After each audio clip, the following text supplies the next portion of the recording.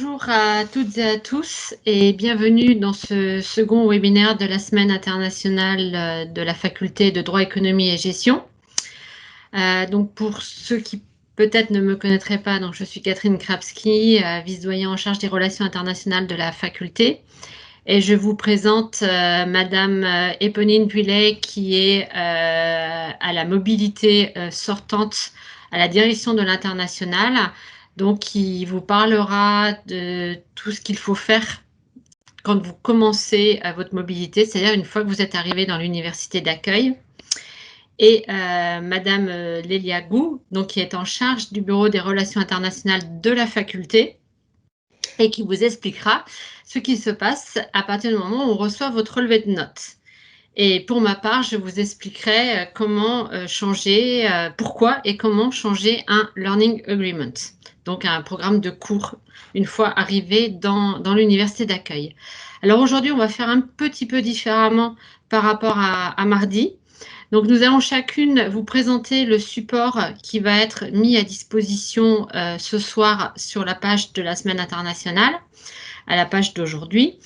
Et ensuite, à la fin de chaque présentation, vous pourrez poser des questions dans le chat, uniquement dans le chat s'il vous plaît, et on vous répondra.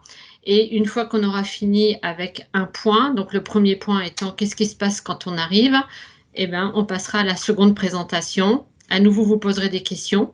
Et enfin, on passera à la troisième présentation et vous pourrez poser des questions. Je vous signale donc que ce webinaire est enregistré et donc vous pourrez aussi le retrouver soit sur la chaîne YouTube, soit sur la page de la Semaine internationale. Donc je vais donner la parole tout de suite à Madame Éponine Vuillet qui va donc vous présenter le premier support qui sera mis à votre disposition sur les étapes de la mobilité. Donc Éponine, c'est à toi. Bonjour à tous, donc je travaille à la direction de l'international.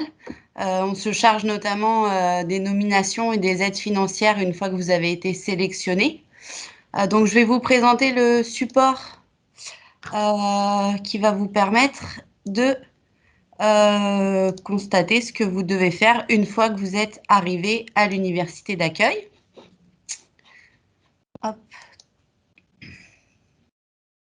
Ça ne fonctionne. Vous voyez, tout le monde voit? Oui, oui, parfait. oui, on voit très bien, oui, oui.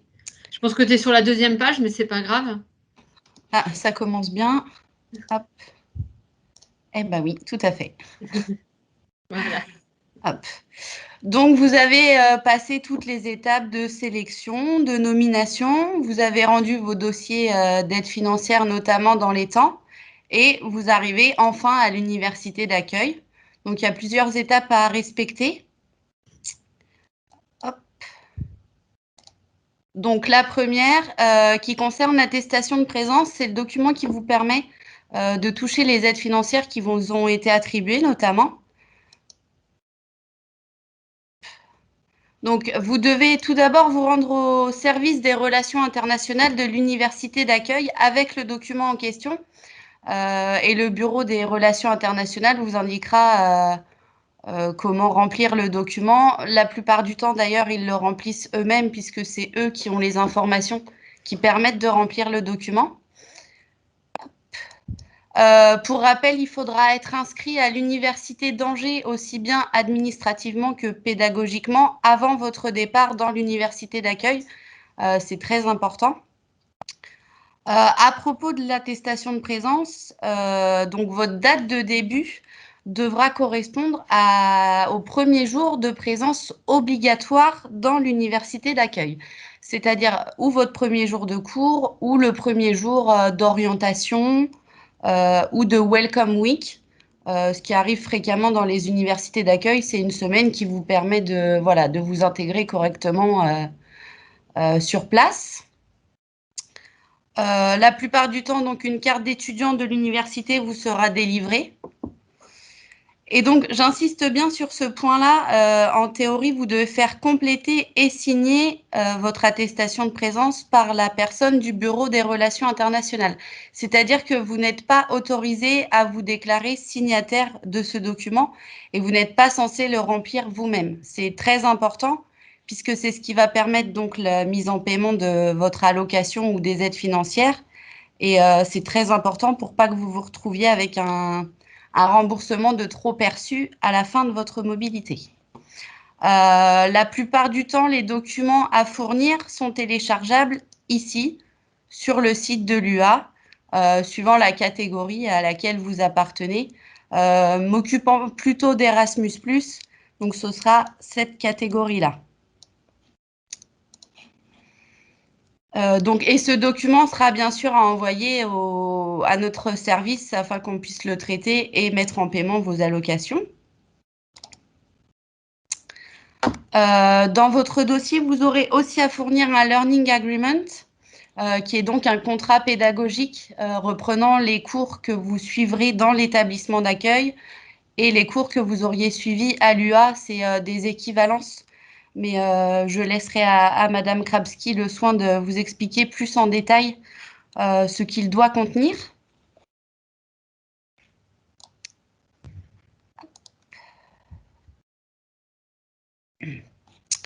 Donc, puisque vous êtes inscrit à l'UA en parallèle de votre mobilité, vous pouvez bien évidemment contacter Madame Gou ou Madame Krapski si jamais vous avez des difficultés aussi bien pédagogiques que des difficultés personnelles pour les cours ou sur le déroulement de votre mobilité. On insiste sur ce point-là puisque en particulier cette année, on se doute bien que les mobilités ne sont pas évidentes.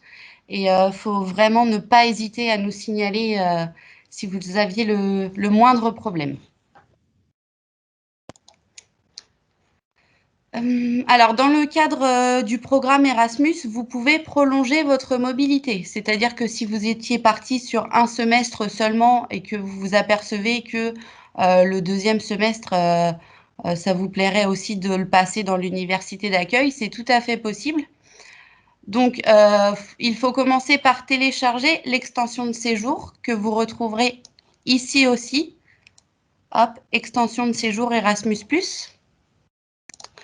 Vous devrez contacter votre référent pédagogique à l'UA et lui demander si c'est cohérent pédagogiquement d'effectuer un semestre supplémentaire.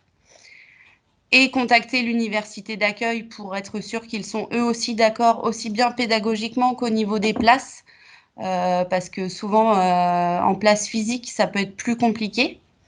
Et une fois que ces deux démarches seront faites, vous faites remplir l'extension de séjour et vous modifiez votre learning, puisqu'il faudra effectuer les modifications et faire apparaître la liste de cours pour le deuxième semestre que vous passerez sur place.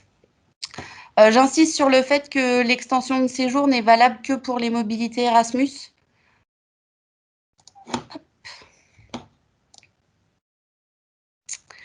Et donc, sur un cas de semestre passé à l'étranger sans extension, et même avec extension d'ailleurs, vous aurez à la fin de votre mobilité une attestation de fin de séjour à faire compléter, que vous retrouverez aussi sur le site.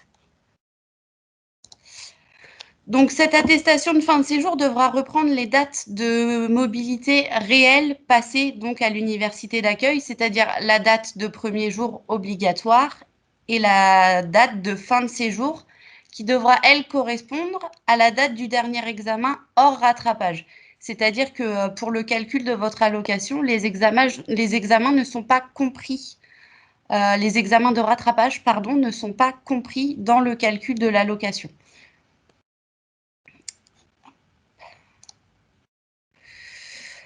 Et donc, en parallèle de cette attestation de fin de séjour, vous aurez deux formalités de fin de séjour à effectuer. Le test OLS, qui d'ailleurs est passé, vous avez un premier test qui sera à passer avant le début de votre mobilité. Donc, le test OLS final, pour voir les progrès que vous avez pu faire sur la langue que vous aurez choisie. Et vous aurez aussi un rapport final à compléter sur une plateforme. Ça, c'est plutôt pour les agences Erasmus, pour faire le point sur le déroulement de votre mobilité, savoir si vous avez rencontré des difficultés, si vous estimez qu'il y a des points à améliorer par rapport à l'université d'accueil ou à la gestion de l'UA et de l'université d'accueil sur les différentes questions que vous avez pu vous poser. Et à partir de ce moment-là, une fois toutes ces formalités effectuées, le versement du solde de votre allocation vous sera mis en paiement sous un mois. Et pour clore ce dossier, il nous faudra aussi votre relevé de notes, mais je vais laisser Madame Gou vous expliquer plus tard les tenants et les aboutissants de ce relevé de notes. Merci beaucoup, Éponine. Alors là, les étudiants, si vous avez des questions, Madame Gou veut prendre la parole.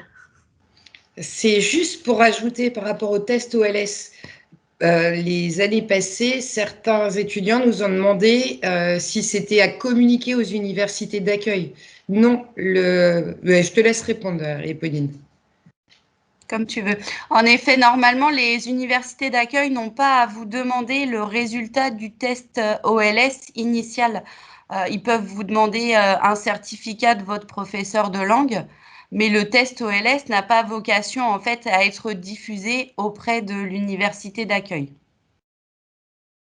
Oui, c'est vraiment un test de langue que vous faites avant de partir, que vous refaites au retour pour voir quelle progression vous avez faite. Mais c'est surtout pour vous, en fait. Et effectivement, ce n'est pas pour les universités. Alors, est-ce qu'il y a des questions? Je ne vois aucune question dans le chat.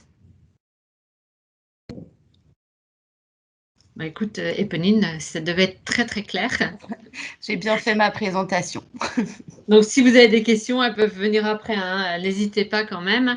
Donc, moi, je vais vous présenter donc, la partie sur le Learning Agreement, donc la suite de ce qu'on a vu mardi. Hein. Mardi, on a vu comment construire un Learning Agreement, les principales règles. Là, on va voir comment le changer, si bien sûr il y a besoin de le changer, hein, parce que peut-être qu'il n'y a pas besoin, auquel cas on ne le change pas. Donc, je vais partager mon écran.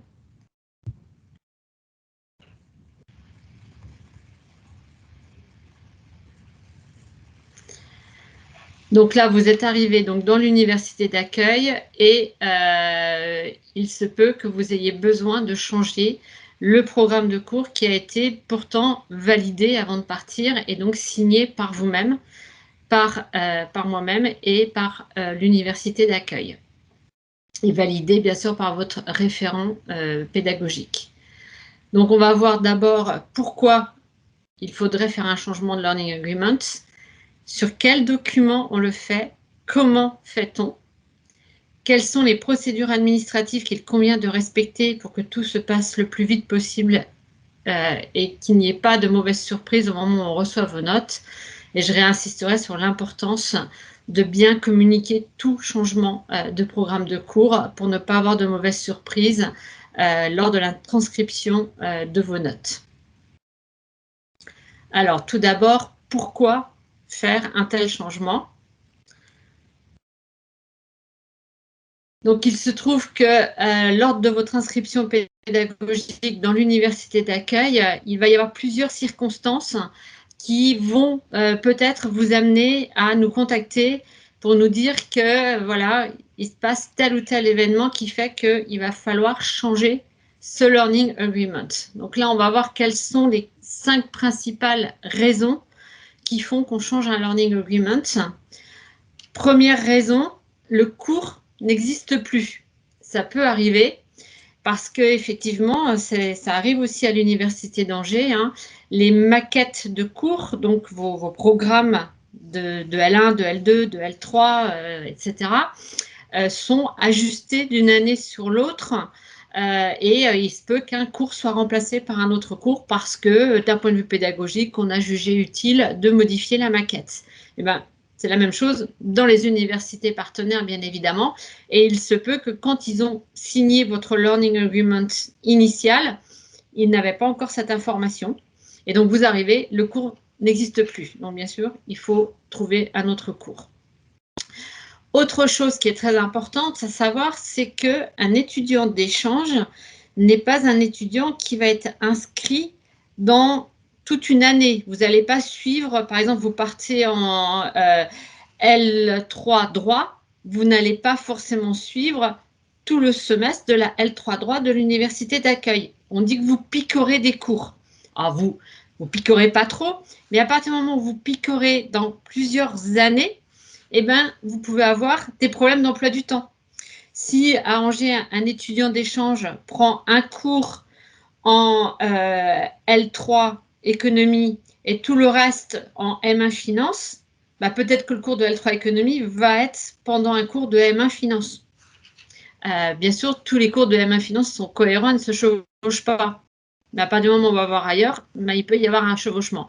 Donc, si il y a un cours qui se chevauche systématiquement toutes les semaines avec un autre cours, il va falloir en supprimer un des deux et le remplacer par un cours compatible du point de vue de l'emploi du temps et bien sûr qui conviendra du point de vue pédagogique. Autre chose, quand vous allez au premier cours, vous vous rendez compte que ce n'est pas compatible soit avec les connaissances que vous avez déjà eues, donc le niveau est trop élevé, ou alors vous vous rendez compte que ce n'est pas le contenu auquel on avait pensé, que donc il vous semble que ce n'est pas cohérent avec votre programme à Angers. Donc là encore, il va falloir discuter avec le référent pédagogique et voir comment changer. Autre chose, la mauvaise surprise peut être aussi, en fin de compte, ce cours, vu le détail de cours qu'on me donne là, le premier cours, j'ai déjà fait ça. Donc là aussi, on ne va pas refaire la même chose, c'est dommage. Donc, il faut nous prévenir.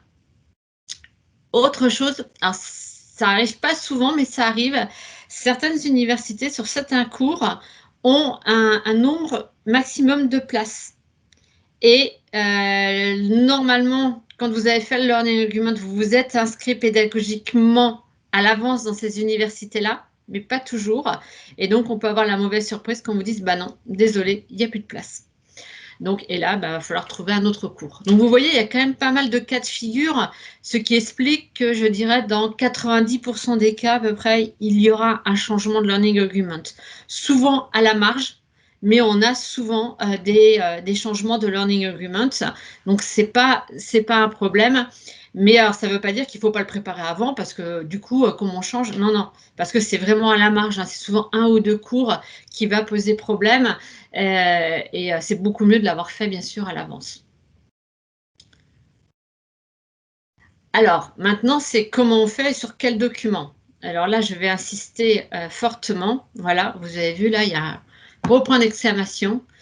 Vous ne devez pas refaire un Learning Agreement. Donc, je ne vous ai même pas mis le lien vers le site où on trouve les documents, hein, le site que Madame Whelan vous a montré tout à l'heure, hein, où on trouve le Learning Agreement, parce qu'il ne faut surtout pas en refaire un nouveau.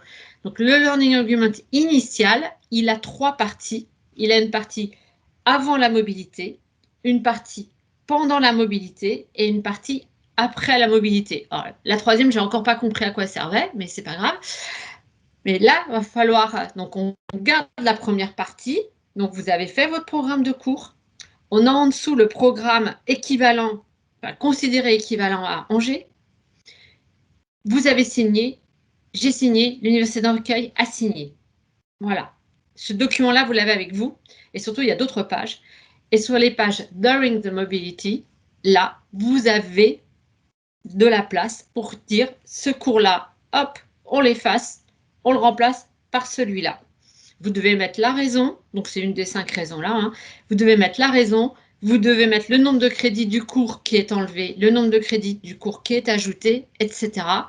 Mais c'est ce document-là qu'il faudra utiliser et pas refaire un Learning Agreement. Parce que si, pour chaque étudiant, on se retrouve à avoir, si on suivait certains étudiants, on en aurait 3 ou 4 quand même. Donc, c'est juste pas possible parce qu'après, on ne sait plus du tout ce que l'on fait. Donc, c'est vraiment important d'avoir un seul document et tout est prévu pour que ça fonctionne très bien. Donc, c'est ce document-là sur lequel il faut faire les changements de programme. Alors maintenant, comment fait-on? Bien évidemment, vous allez au bureau des relations internationales de l'université d'accueil ou avec le référent pédagogique, ça dépend de l'organisation des universités, hein. Vous allez rechercher des cours pour remplacer, bien évidemment, les cours que malheureusement vous ne pouvez pas suivre. Et donc cette démarche, elle doit être faite le plus tôt possible, hein. Or, pas le jour où vous arrivez, bien sûr, hein, laissez-vous le temps quand même d'aller un tout petit peu dans les cours, au moins la première semaine de cours, d'échanger avec le bureau des relations internationales de l'université d'accueil. Mais une fois que ça c'est fait, très rapidement, vous cherchez une liste de cours qui peuvent correspondre, si possible avec le détail, hein, les fameux syllabus. Et là, une fois que vous avez fait ça, vous contactez votre référent pédagogique ou votre référent international. Si vraiment ces personnes ne répondaient pas, ce qui serait très étonnant, le bureau des relations internationales. Mais là, on est dans la pédagogie, donc c'est vrai que ce n'est pas Madame Gou qu'il faut contacter, mais bien un enseignant. Donc, le référent international étant toujours un enseignant, donc vous pouvez bien sûr le contacter, mais le mieux, c'est quand même votre référent pédagogique, c'est-à-dire le responsable de l'année dans le cadre de laquelle vous faites votre mobilité. Et donc, ce référent, vous allez lui expliquer la situation déjà. Vous allez lui proposer, vous lui dire, voilà, pour telle raison, ce cours-là, je ne peux plus le faire. Je peux le remplacer par le cours A ou le cours B. Qu'est-ce que vous en pensez? Je choisis lequel. Et puis là, vous avez des échanges et à un moment donné, vous vous mettez d'accord. Et une fois que vous êtes d'accord, vous remplissez la partie pendant la mobilité. Et là, bien sûr, il va y avoir des signatures qui vont avoir lieu. Donc là, ça va être les procédures administratives. Donc là, je vais me répéter un petit peu, je suis désolée, hein, mais c'est important. Donc, vous contactez votre référent pédagogique à l'UA afin d'obtenir son approbation, ce que je viens d'expliquer, hein, pour tout changement désiré. Puis, une fois que c'est fait, vous remplissez donc cette partie, alors elle s'appelle partie B, hein, mais pendant la mobilité, et vous signez. Vous l'envoyez donc au référent international en précisant bien que ces changements ont bien été validés, hein, qui signe, qui vous le renvoie. Et là, vous le faites signer donc à l'université d'accueil. À nouveau, les 3 signatures doivent être là puisque c'est un contrat qui engage les 3 parties, l'étudiant, l'université d'Angers, l'université d'accueil. Et une fois que vous avez les signatures, vous envoyez donc ce document à 2 endroits. À la mobilité sortante, donc c'est erasmus.études, sans accent sur études, je le corrigerai, erasmus.études@univ-angers.fr, donc c'est le pôle de mobilité sortante pour toute l'université. Et si c'est hors Erasmus, c'est études.internationales@univ-angers.fr. Et vous l'envoyez aussi au bureau des relations internationales de DEG, donc à Madame Gou. Donc ça, c'est vraiment très important parce qu'on a besoin, on va vraiment avoir beaucoup besoin du dernier programme de cours qui a été validé par votre responsable de formation à Angers.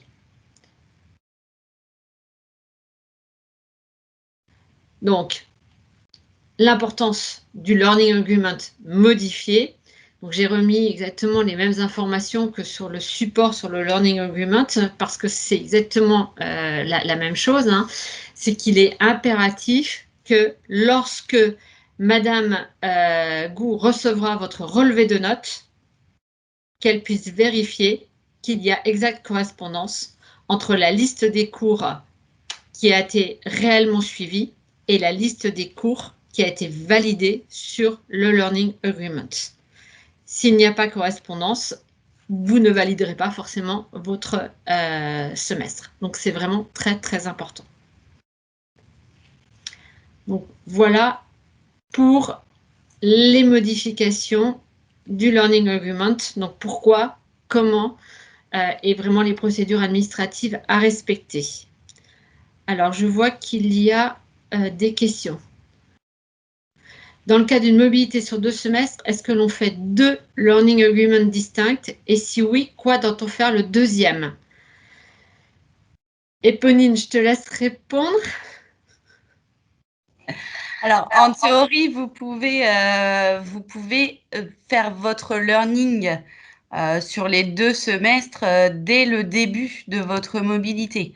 Après, comme disait Madame Krapski, c'est pas toujours évident. Une fois sur place, vous allez vous retrouver confronté à des changements. Donc, j'aurais plutôt tendance à vous dire de préparer le learning du premier semestre. Et par la suite, quand vous entamerez le 2e semestre, vous pourrez, sur la page des modifications, indiquer les nouvelles matières qui vous ont été recommandées par l'université d'accueil et par votre référent pédagogique. C'est compliqué, surtout cette année, de faire le learning d'une seule traite pour une année complète. Il y a pas mal de changements. Donc, moi, je vous recommanderais déjà d'effectuer celui du semestre 1 et de voir le semestre 2 un peu plus tard durant votre mobilité. Et donc, du coup, le semestre 2 sera dans la partie pendant la mobilité. Idéalement, oui. Idéalement, après, on est moins regardant quand il y a 2 semestres si le learning du 2e semestre est aussi un learning initial, puisqu'en plus, sur le 1er semestre, il peut y avoir eu déjà des modifications. Donc, voilà. On sera moins tatillon si les mobilités à l'année ont 2 learnings initiaux. Alors, bien sûr, il y a aussi des étudiants là qui sont sélectionnés et qui vont faire un semestre dans une université et le semestre suivant dans l'autre université. Donc là, bien sûr, 2 learning agreements. Hein. C'est 2 mobilités séparées, en fait. Hein. Vous êtes bien en mobilité toute l'année, mais dans 2 universités différentes. Donc là, pour le coup, on refera un learning agreement initial avant la 2e mobilité, alors que vous serez en mobilité pendant que vous le ferez, mais bon, on le fera à distance, hein, ça fonctionne, hein, on en sait quelque chose en ce moment, donc ça c'est faisable. Alors, j'ai une question par rapport aux doubles licences droit-histoire. On nous avait dit que pour suivre la 2e licence, alors ça c'est pas clair pour moi, c'était d'avoir sur place avec l'université d'accueil. Donc comment cela se passe pour le LA? Alors Alexandra, est-ce que vous pouvez prendre la parole? Parce que là, j'ai besoin de précision. Oui, bonjour. Bonjour. C'est-à-dire qu'en fait, on a été sélectionné en droit, du coup. Oui. Et on nous avait dit que pour suivre la licence d'histoire, il fallait voir sur place avec l'université d'accueil pour voir si c'était possible. Et du coup, pour le LA, du coup, ça change quelque chose. Oui, ça change effectivement quelque chose. Vous allez dans quelle université? Je vais à celle de Grenade, en Espagne. D'accord. Dans la licence droit-histoire, quelle est la proportion, vos responsables, Monsieur Pierre et Nathalie Liébaud, quelle proportion de cours d'histoire demandent-ils? Parce que vous avez déjà plus de 30 ECTS à faire, mais il faut à peu près au moins un tiers d'histoire, par exemple? Justement, en fait, on n'en sait rien du tout. On ne nous a pas donné vraiment d'informations. On nous a dit de voir ça sur place, en fait, avec les universités, que ça se faisait toujours comme ça. Parce que le Learning Agreement, normalement, se fait avant. Oui, Éponine? Si je peux me permettre, Catherine, en fait, dans ces cas-là, vous allez être nommé sur l'accord droit, donc de notre côté. Et comme expliquait Madame Krapski tout à l'heure, vous allez pouvoir picorer un petit peu suivant effectivement la majeure choisie. Donc, c'est-à-dire que si votre majeure, c'est droit, vous allez pouvoir picorer à hauteur, par exemple, de 30% des cours d'histoire. Mais effectivement, c'est des choses qu'il faut voir avec vos référents pédagogiques. Mais Grenade en particulier laisse les étudiants, dans une certaine mesure, picorer quand il y a des histoires de droit-histoire. Mais ça va être à définir avec vos référents pédagogiques. À Angers? Oui, tout à fait. Donc, quand les étudiants, comme tous les autres étudiants, vont recevoir les informations de la part de Grenade, ils vont quand même avoir une liste de cours. Ils peuvent aussi aller, bien sûr, sur le site de l'Université de Grenade et ils ont tout à fait le droit de mettre un certain nombre de cours de droit et de rajouter quelques cours d'histoire et idéalement, c'est ce qu'il faudra faire. Et une fois arrivé sur place, bah, peut-être que l'université leur dira bah, tel cours, vous ne pouvez pas parce qu'il y a un problème d'emploi du temps, etc. Mais ils peuvent bien le préparer à l'avance. Oui, oui, oui, normalement, c'est possible. Ils vont pouvoir choisir des cours d'histoire et des cours de droit, mais comme je dis, dans la limite de leur, voilà, de leur majeur et du pourcentage qu'ils ont à effectuer sur une matière plus que l'autre. Oui. Mais c'est tout à fait possible. En fait, une fois que la nomination sera faite, les étudiants en question recevront un mail pour leur inscription et ça leur sera détaillé et expliqué par l'université d'accueil. D'accord. Ok. Mais effectivement, hein, c'est un accord en droit, donc ça sera une majorité, une grande majorité de cours en droit. Hein. Ça, c'est clair que l'université n'acceptera pas que ce soit surtout en économie, en histoire. Alors, est-ce que les plaquettes disponibles nous seront transmises? Je ne parviens pas à les trouver sur le site de l'université d'accueil. Alors, normalement, oui. Une fois que vous aurez été nommé dans l'université et que l'université d'accueil prendra contact avec vous, souvent, ils vous donnent des liens pour aller. Souvent, ça existe, mais effectivement, c'est des méandres et vous ne trouvez pas forcément facilement. Il y a des sites qui sont plus ou moins bien faits, en fait. Hein. Mais normalement, ils vous donnent la liste des cours, oui, oui, pour vous aider à le faire.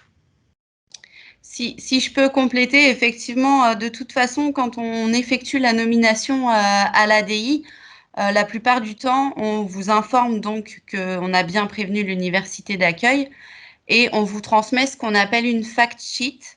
C'est un document qui retrace les grandes lignes concernant les relations internationales de l'université d'accueil. Et la plupart du temps, dans cette fact sheet, en fait, vous trouvez un lien qui vous mène vers un catalogue de cours de l'université d'accueil. Et si ce n'est pas le cas, si dans le mail de nomination, on ne vous transmet pas de fact sheet, ne vous inquiétez pas, vous pouvez trouver assez facilement l'adresse web de l'université d'accueil et vous avez souvent une catégorie intitulée Relations internationales ou étudiants d'échange pour vous guider dans vos démarches. Oui, et puis au pire, si vraiment vous n'aviez pas l'information, l'université d'accueil vous a donc contacté, donc vous avez bien reçu donc, une information avec une adresse mail, bah, vous réutilisez cette adresse mail et vous leur dites, voilà, je suis perdue, je n'arrive pas à trouver la liste des cours et je dois faire mon programme de cours, est-ce que vous pouvez m'aider? Et là, ils vous envoient le lien, hein. Il n'y a pas de souci. Hein. J'ai encore jamais vu d'étudiants qui ne réussissaient pas à avoir la formation pour faire son programme d'études avant de partir. Puisqu'il n'y a pas d'autres questions pour l'instant, je vais passer la parole donc à Madame Gou, donc du Bureau des Relations internationales de DEG, pour nous expliquer, enfin vous expliquer surtout, qu'est-ce qui se passe une fois qu'on reçoit votre relevé de notes. Donc, bonjour à tous. Alors, moi, je vais partager mon écran sur le relevé de notes. Donc, voilà.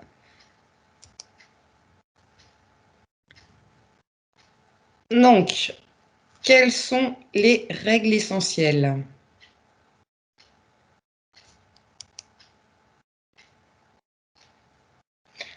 Donc, les règles essentielles sont la première, de suivre les cours correspondant au programme final validé et passer les examens. Donc, attention, parce que dans certaines universités, il faut vous inscrire vous-même aux examens. Il faut donc vous renseigner sur le calendrier des examens, sur le mode d'inscription et éventuellement sur le calendrier des rattrapages. Alors, que se passe-t-il quand il y a la non-validation d'une matière? Dans ce cas, les ECTS n'apparaîtront pas sur votre relevé de notes de l'université d'accueil. Si vous ne validez pas une matière, il faut alors demander au professeur de vous en transmettre par mail toutes les notes que vous avez eues et, si possible, au service des relations internationales de l'université d'accueil. Alors, ça arrive de temps en temps qu'une matière ne soit pas validée. Dans certains pays, les matières n'apparaissent pas et dans ce cas-là, je me permets de contacter l'université d'accueil pour récupérer votre note. Et donc, on en vient à la compensation des notes. en tant qu'étudiant de l'Université d'Angers, le règlement des examens relatifs au système de compensation s'applique. Donc, si vous échouez à un examen, l'Université d'accueil ne vous donnera pas les crédits. Ceci étant, à l'Université d'Angers, donc la règle s'applique de la même façon que pour les étudiants qui partent pas en mobilité. Il y a la compensation avec les autres notes. Donc, vous pourrez éventuellement valider votre semestre à Angers. Donc, je récupère les notes, on fait la moyenne, et si vous avez la moyenne, donc c'est validé. Donc, les règles essentielles. Si vous avez un doute, n'attendez pas, contactez-moi ou l'université d'accueil afin d'obtenir des réponses et d'éclaircir la situation. Surtout, il ne faut pas hésiter, on est là pour vous, on est là pour répondre à vos questions. Donc, la réception des notes à l'UA. Le service des relations internationales de l'université d'accueil doit renvoyer un relevé de notes officiel à l'université d'Angers. Si vous ne validez pas une matière, donc c'est ce que je vous disais, demandez au professeur de vous transmettre par mail toutes les notes. Et donc, quand je reçois les notes, si ce n'est pas officiel, donc je peux vous donner un aperçu, un titre indicatif, mais par contre, je ne peux pas effectuer de relevé de notes, il faut que ce soit officiel. Et donc, quand vous envoyez les notes, surtout, vous n'oubliez pas de l'envoyer également à l'ADI, donc à Éponyme Mualet, avec qui est en charge aussi de ces relevés de notes, qui en a besoin pour vos dossiers. Donc, afin que ça se fasse le plus rapidement pour vous, le plus rapidement possible, il faut nous les envoyer au plus vite. Et parce que je sais que certains d'entre vous en ont besoin pour postuler, pour des masters, pour d'autres universités. Donc, faites-le rapidement. Donc, la transcription des notes. Point très important pour tout le monde. Donc, les systèmes de notation sont différents d'un pays à l'autre. En Europe, il y a un système assez harmonisé avec une grille de AAE. Pour chaque lettre, il y a une correspondance dans le système de notation de chaque pays. Ainsi, la lettre F correspond en France à une note inférieure à 10. Donc, nous, tous les services des relations internationales, on a l'habitude de les faire. Donc, on a connaissance des règles et des systèmes de notation dans toutes les zones géographiques.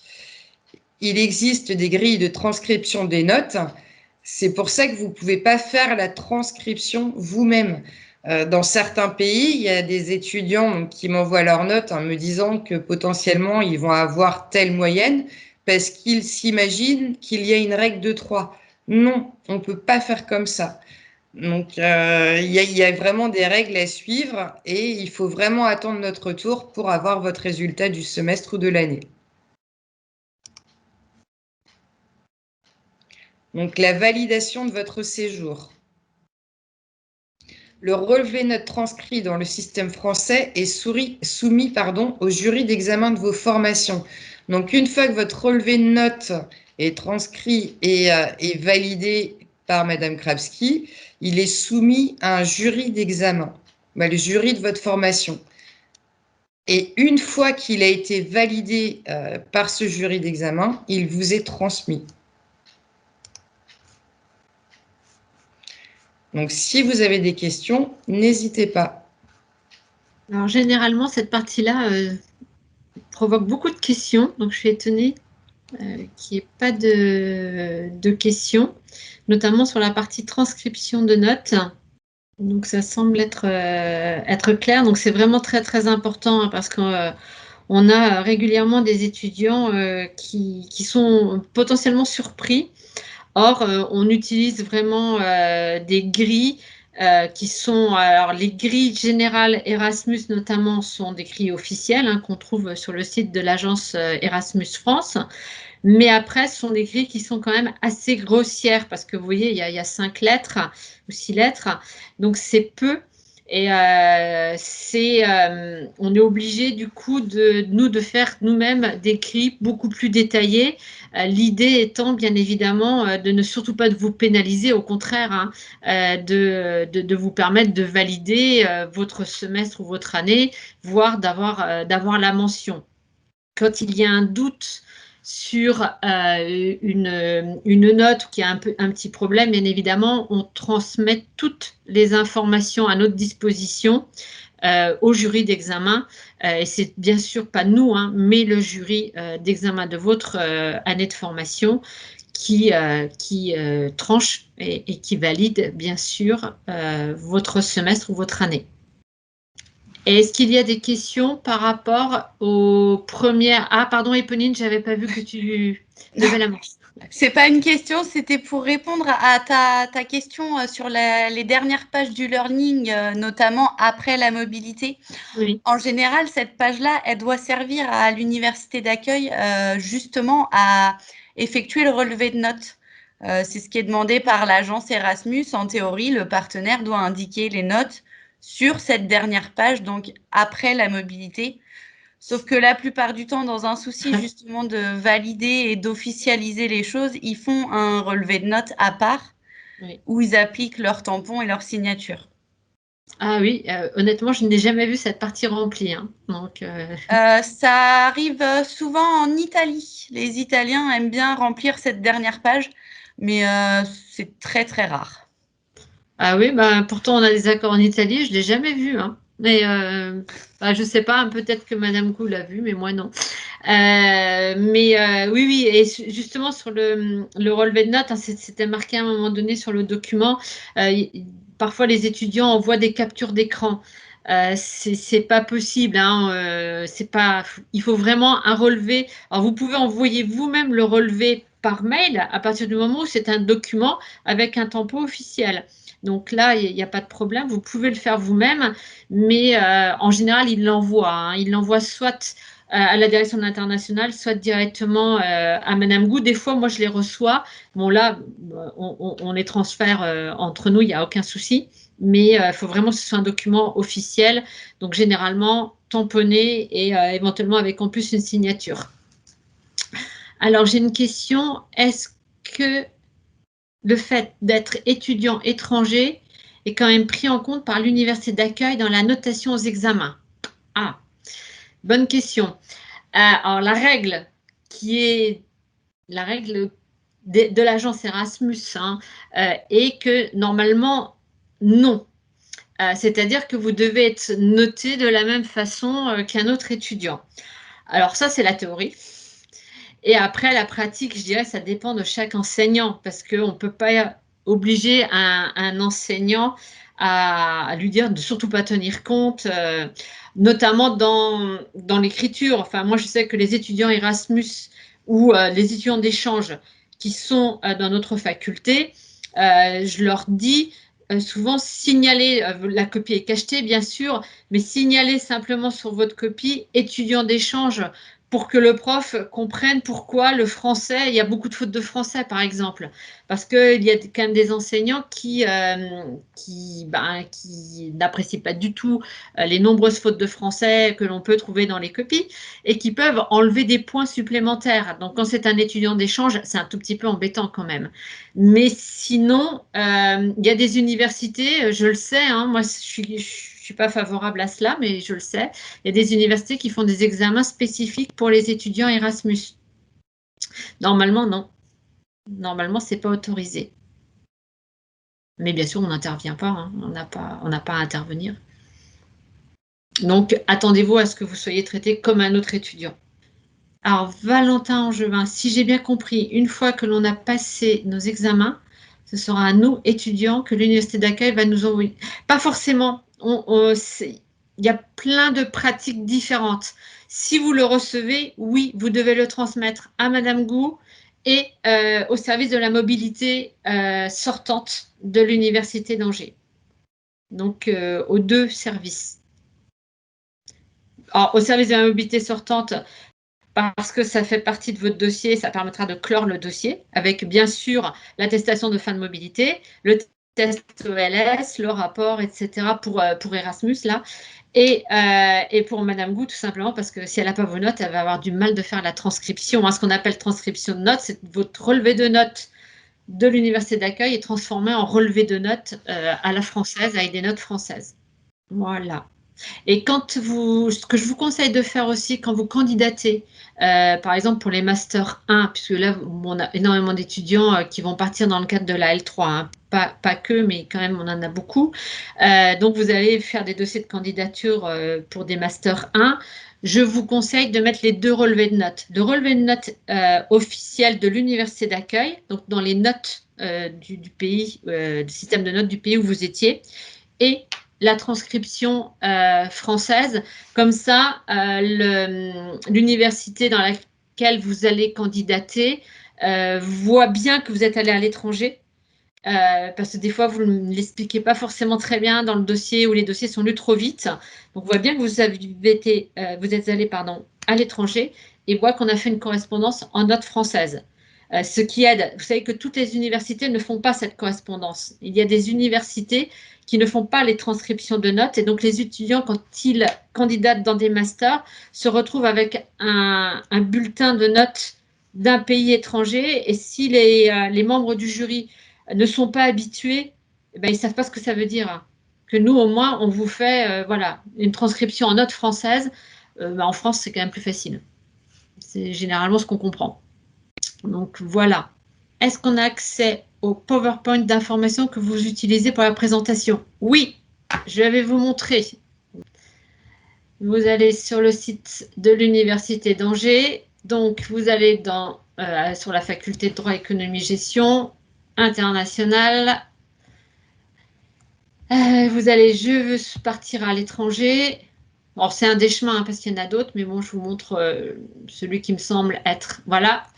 Semaine internationale, retour sur la semaine internationale. Et là, vous avez donc la présentation de lundi.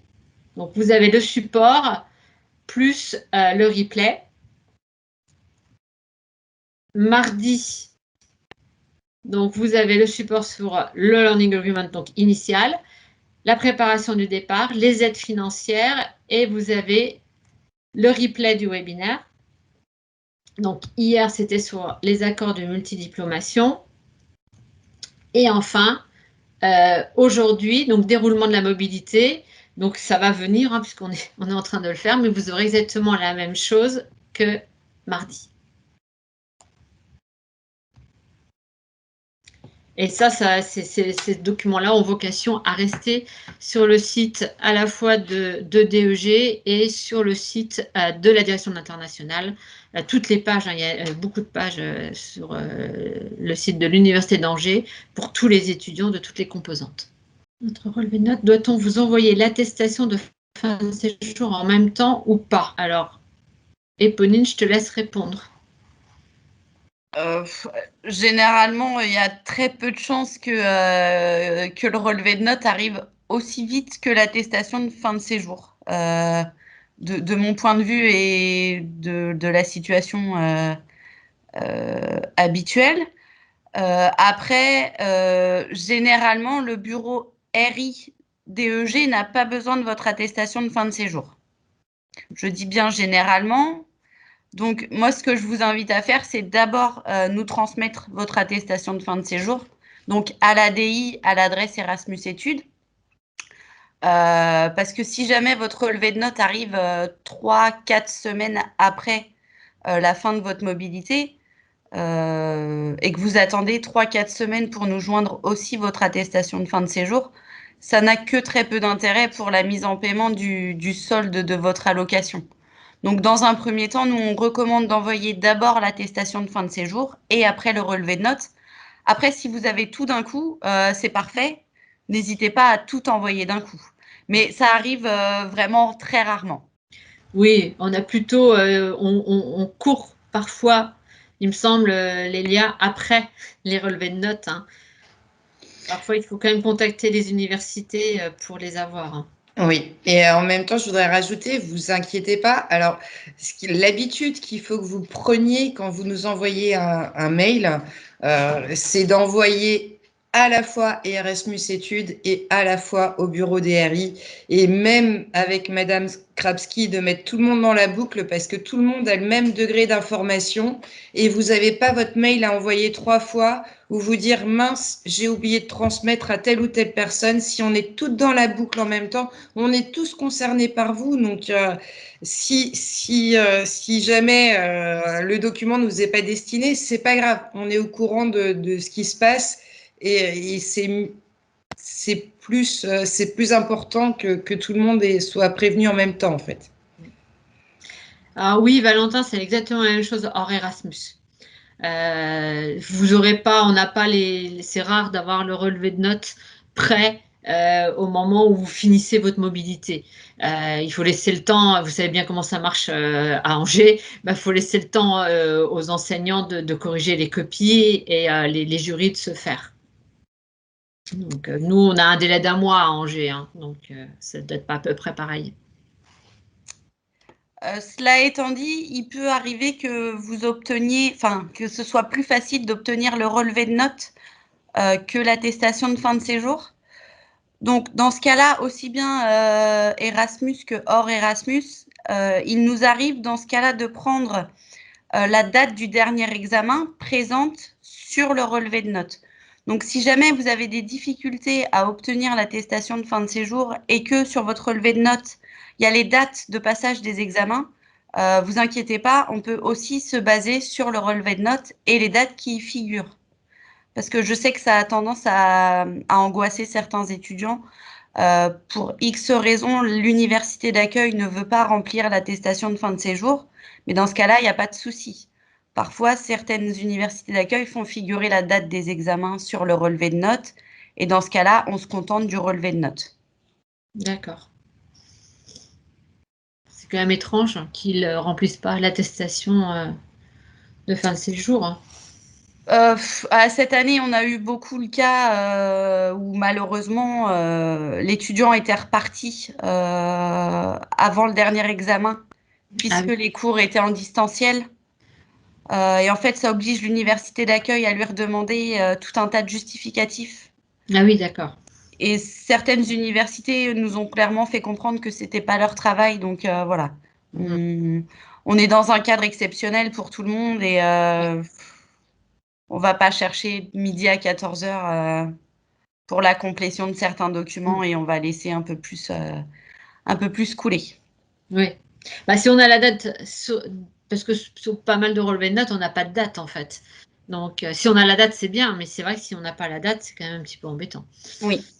Donc, parce que c'est quand même le calcul du solde de l'aide financière. Donc, c'est pas anodin.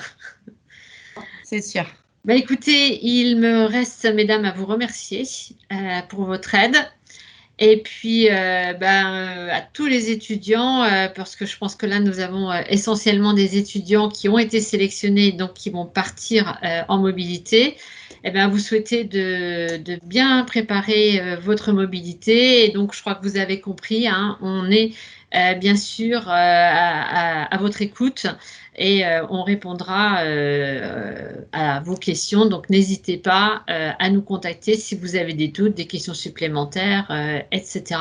Mais n'hésitez pas non plus, puisque tous les supports seront à disposition, à bien relire ces supports avant de revenir poser des questions, parce qu'on a essayé vraiment, après on n'a pas répondu à toutes les questions, ça me paraît évident, mais normalement on a répondu à beaucoup de questions. Donc avant de venir à nous reposer des questions, relisez bien tous les documents qui sont à votre disposition, voire réécoutez les webinaires si vous en avez le temps. Voilà, écoutez, merci beaucoup. Bonne continuation à tous, bonne préparation de mobilité et à bientôt. Bonne fin de journée. Au revoir. Au revoir. Au revoir.